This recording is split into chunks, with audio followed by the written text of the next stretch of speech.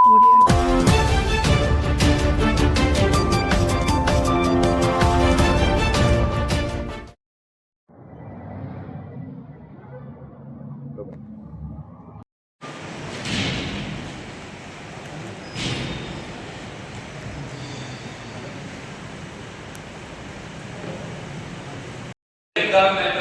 ఆ నిర్ధారణ అయిన వారికి మూడు రకాల టీబీ ఉంటుంది. ఒకటేమో తెమ్మతో కూడిన దగ్గుతో ఉన్న వాళ్ళకి వెంటనే ఒకసారి టీబీ డయాగ్నోస్ అయ్యి వాళ్ళు ఇర్రెగ్యులర్ ట్రీట్మెంట్ తీసుకున్నట్టయితే వాళ్ళది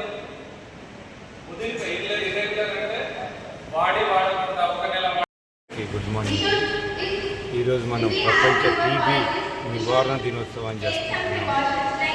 ఈ సందర్భంగా మేము మా హెల్త్ స్టాఫ్తో విద్యార్థులతో జిల్లా ఆసుపత్రి నుండి ఈ జెండా ద్వారా మరియు ఇక్కడ అమర్చని కళ్యాణ్ అనుకోవడం ర్యాలీ నిర్వహించడం జరిగింది.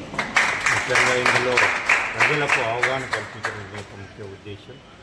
మీకు తెలుసు అందరికీ టీబీ అనేది మైక్రోబ్యాక్టీరియల్ ట్యూబర్క్యులోసిస్ అనే బ్యాక్టీరియా ద్వారా వస్తుంది. మిగతా డిసీజెస్ లాగా ఇది ఒక డిసీజ్. కానీ ప్రజలకు చాలా అపోహలు ఉన్నాయి. ఏంటంటే ఇది ఒకసారి వస్తే దీనికి చికిత్స లేదని, మరి ఇది ఒక అంటే పేదవారికి ఎక్కువ క్రానిక్ డిసీజెస్ ఉన్న వారికి వస్తుందని అట్లాంటిది ఏం లేదండి. టీబీ అనేది ఎవరికైనా రావచ్చు. మళ్ళీ శరీరంలో ఊపిరితిత్తులకే కాకుండా ఏ భాగానికైనా టీబీ సోకే అవకాశం ఉంది. కనుక ఇది అందరూ గమనించగలరు. అదేవిధంగా టీబీ ఒకరి నుండి ఒకరు చూసుకుంటే టీబీ సోకిన వ్యక్తి తగ్గినప్పుడు ఆ యొక్క క్రిమి మన యొక్క లాలాజలం ద్వారా చెమట ద్వారా బయటకు వస్తుంది.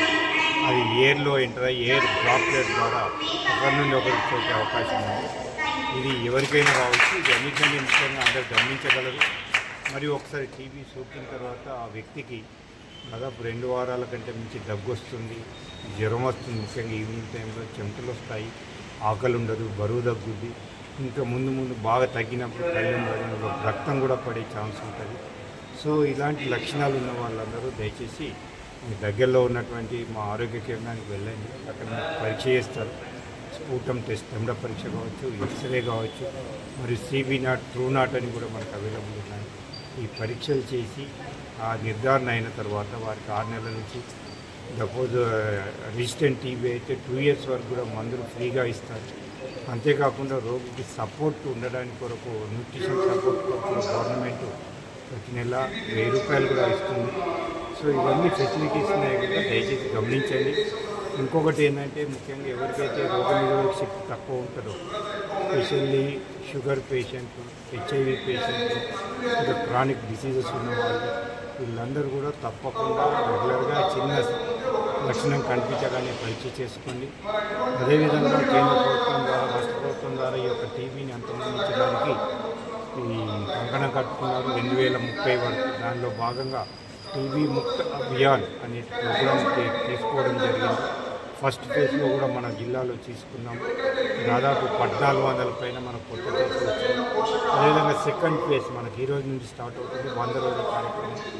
ఇందులో కూడా ప్రతి ఎవరైతే అనుమానితుల్లో వాళ్ళందరూ స్క్రీన్ చేసి లక్షణాలు వాళ్ళందరూ వారికి పరీక్ష చేయడం జరుగుతుంది. అదేవిధంగా దాని నిర్ధారణ అయిన తర్వాత ట్రీట్మెంట్ కూడా ఇవ్వడం జరుగుతుంది. దయచేసి ఇది గమనించండి. ఈ ఒక అవకాశాన్ని ఉపయోగించుకోండి. ఈ టీబీ నియంత్రించడంలో మనందరి పాత్ర ఉంది. దానికి మనం కంకణబద్ధులై ఉండాలని ఈ సందర్భంగా అందరికీ వినియోగించుకుంటున్నాం.